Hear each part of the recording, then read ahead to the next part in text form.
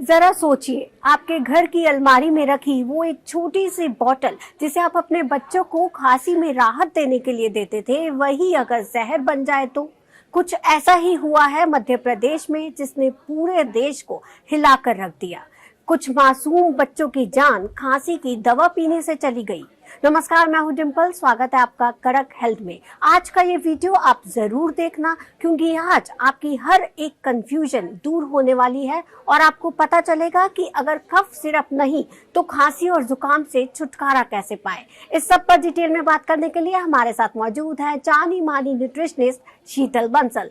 शीतल ma'am, सबसे पहले तो स्वागत है आपका। Thank you so much Dimple ji, मुझे इस प्रोग्राम में बुलाने के लिए। मैम, पहले आप हमारे दर्शकों को यही बता दें कि खांसी और जुकाम होता क्यों है, ताकि कोई कफ सिरप या कोई दूसरी दवा लेने की जरूरत ही ना पड़े। सबसे पहले तो मैं आपको यही बताना चाहूँगी कि खांसी और ज़ुकाम से आपको डरने की बिल्कुल भी ज़रूरत नहीं है, क्योंकि खांसी और ज़ुकाम जो होता है ना, ये हमारी बॉडी की एक नेचुरल टेंडेंसी होती है कि बॉडी में कोई भी वायरस, बैक्टीरिया या एलर्जीज जब आपकी बॉडी में आते हैं तो आपकी immunity as a defence mechanism खांसी और ज़ुकाम को लेकर आती है, ताकि आपके जो भी वायरस बॉडी में म्यूकस क्रिएट कर रहे हैं, इन्फेक्शन क्रिएट कर रहे हैं, उससे हम उसको बाहर निकाल सकें। तो मैं आपको यही बोलूँगी, खांसी ज़ुकाम से डरिए मत, उसका इलाज करिए, पर सही तरीके से इलाज होना उसका बहुत ज़रूरी है। ये देखना कि वो खांसी ज़ुकाम है किस वजह से, क्या एलर्जी है, साइनस का इशू है, या कोई इन्फेक्शन है, या कोई बैक्टीरियल या वायरल इन्फेक्शन है जिसकी वजह से, तो उसके अकॉर्डिंगली हम इलाज करेंगे, जिससे आपको वो ज़्यादा रिलीफ होने में हेल्प करेगा। अच्छा मैम, जब से ये खबरें आनी शुरू हुई हैं कि खांसी के सिरप पीने से लोग बच्चों का किडनी फेल हो रहा है और उनकी मौत हो रही है, पेरेंट्स बहुत ज़्यादा कॉशियस हो गए हैं और इससे दूरी बनाए रखते हुए घरेलू नुस्खों की ओर शिफ्ट हो रहे हैं। तो आपका एक्सपीरियंस क्या कहता है, खांसी जुकाम का सबसे बेस्ट ट्रीटमेंट क्या है? देखिए, मेरा तो एक्सपीरियंस ये कहता है कि होते ही आप कभी भी कफ सिरप पे मत जाइए। आप 2 से 3 दिन या 3 से 4 दिन दीजिए अपनी बॉडी को नेचुरली हील करे, ताकि वो, क्योंकि आपकी बॉडी में एक सेल्फ हीलिंग टेंडेंसी होती है, बशर्ता उस टेंडेंसी को राइट माहौल जब दिया जाएगा। राइट माहौल क्या होता है? अगर आप घर का बना हल्का खाना खाएं, या नींद पूरी ले रहे हैं, अपना लाइफस्टाइल मेंटेन कर रहे हैं, और अपने ये बाहर के जंक फूड को अवॉइड कर रहे हैं, तो आप ये माहौल में अपनी बॉडी को एक राइट कंडीशन देते हैं, जिससे वो सेल्फ हीलिंग उसमें जाता है। तो कफ सिरप जो होता है वो आपका शॉर्ट टर्म टेम्पररी रिलीफ ज़रूर दे देता है आपको, बट लॉन्ग टर्म के लिए कोशिश करिए कि आप इम्यूनिटी बिल्ड करें, क्योंकि खांसी जुकाम जो होता है वो आपकी इम्यूनिटी का ही एक वो रहता है। तो आपकी 70% इम्यूनिटी आपकी गट में रहता है। तो गट इज योर डाइजेस्टिव सिस्टम। तो जैसे ही आपकी पाचन शक्ति स्ट्रांग रहेगी, आप नेचुरली ही खांसी जुकाम को ट्रीट कर पाएंगे और कफ सिरप को अवॉइड कर सकते हैं। कफ सिरप में ना नॉर्मली शुगर कंटेंट, एल्कोहल और कुछ ऐसे केमिकल्स होते हैं जो आपकी गट लाइनिंग को डिस्ट्रॉय कर देते हैं, जो गुड बैक्टीरियाज होते हैं उनको भी खत्म कर देते हैं। तो इसलिए हम एकदम से कफ सिरप को अवॉइड करवाते हैं। आप 3-4 दिन बाद जब बिल्कुल भी नेचुरल टेंडेंसी से ठीक नहीं हो रहे हैं, तो हम फिर भी बोलते हैं कि आप कफ सिरप पे वो भी डॉक्टर की कंसल्टेशन के बिना नहीं लीजिएगा।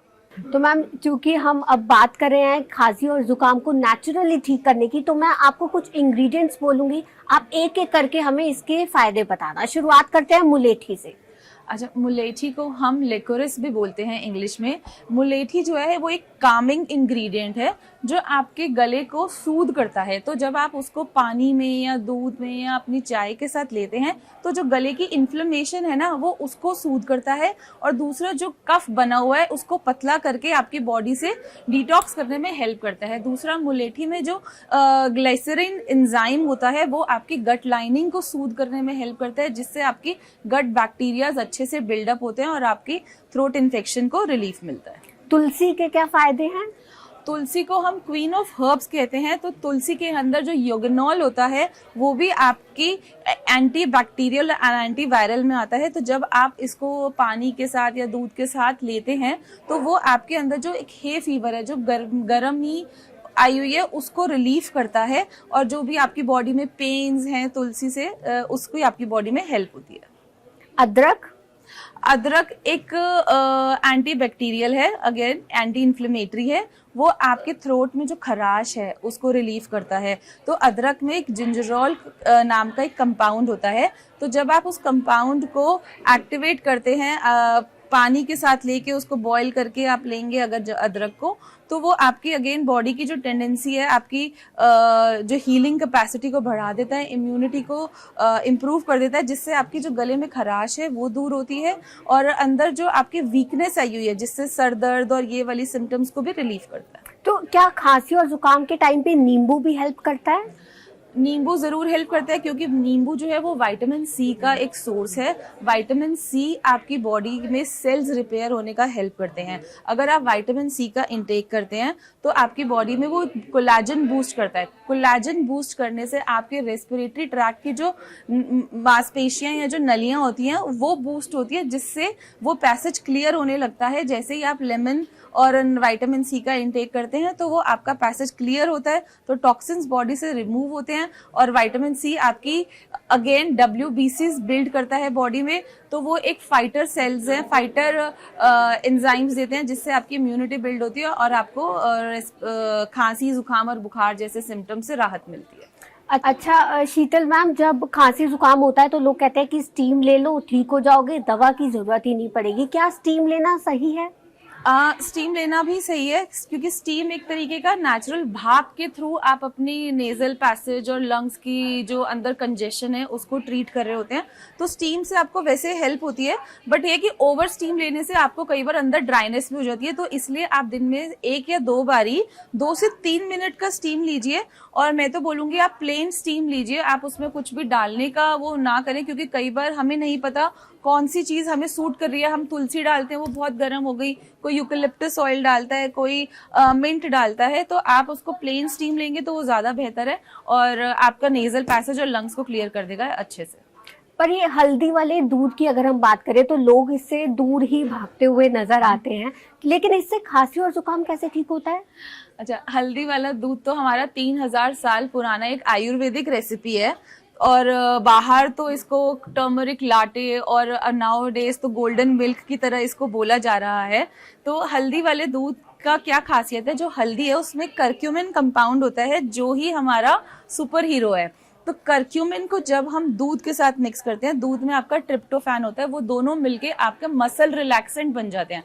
तो खांसी, जुकाम और बुखार में अगर आप देखेंगे तो आपकी बॉडी ना थकान, body pains, back pains, headaches, ये सब रहता है। तो जब आप हल्दी वाले दूध का मिक्सचर लेते हैं तो आपको इन सब चीज़ों से आराम मिलता है। अच्छा, हल्दी वाले दूध का मैं खाली खांसी जुकाम का नहीं बताऊंगी आपको, उसमें बहुत सारी चीजें होती हैं। अगर आप रात के समय खांसी जुकाम के लिए लेंगे तो आपकी बॉडी की ये मसल रिलैक्सेंट की तरह काम करता है। बुखार में लेंगे तो वो अंदर एक गर्मी पैदा करेगा, जिससे आपकी स्वेटिंग आएगी। स्वेटिंग से जब आपकी वो नेचुरली बॉडी से टॉक्सिन्स रिलीज हो जाते हैं। बट अगर आप डेली इसको ले रहे हैं तो ये आपकी इम्यूनिटी बिल्ड कर रहा है, जिससे आपको रेगुलर बेसिस पे कभी आगे जाके भी जल्दी से खांसी जुकाम नहीं होगा। और एक और, अगर आप इसका रेगुलर इनटेक लेते रहेंगे तो आपकी स्किन ग्लो करती है। दूसरा, आपकी सारी फाइटर सेल्स जो टी सेल्स और बी सेल्स है वो एक्टिवेटेड रहते हैं, जिससे आप हमेशा स्ट्रॉन्ग एंड इफेक्टिव रहते हैं। अच्छा मैम, कोल्ड कफ और जिसे हम फीवरिश कहते हैं कि थोड़ा बुखार हो रहा है या थकन हो रही है, इस सब से बचने के लिए हम इम्यूनिटी बूस्ट कैसे करें? सबसे पहले तो ये हल्दी वाला मिल्क ही मैंने आपको बताया, और इसमें अगर आप काले मिर्च, थोड़ा सा 1 चुटकी काले मिर्च डाल देंगे तो ये और 2 टाइम्स हो जाता है उसके इफेक्ट आपकी बॉडी के लिए। तो आप अपनी इम्यूनिटी बूस्ट करने के लिए मैं बोलूँगी आराम ज़रूर करें, नींद लें। 7 से 8 घंटे की नींद बहुत ज़रूरी है। जहाँ आपका खाना ज़रूरी है वहाँ ही आपकी बॉडी को आराम देना भी बहुत ज़रूरी है। अपने माइंड को रिलैक्स रखें, शांत रखें। जैसे जैसे आप अपना लाइफस्टाइल रखेंगे उस हिसाब से आपकी दिनचर्या और आपकी बॉडी भी, जब अगर आपकी बॉडी की टेंडेंसी काम करने की नहीं है तो आप उसको थोड़ा सा लाइट रखें।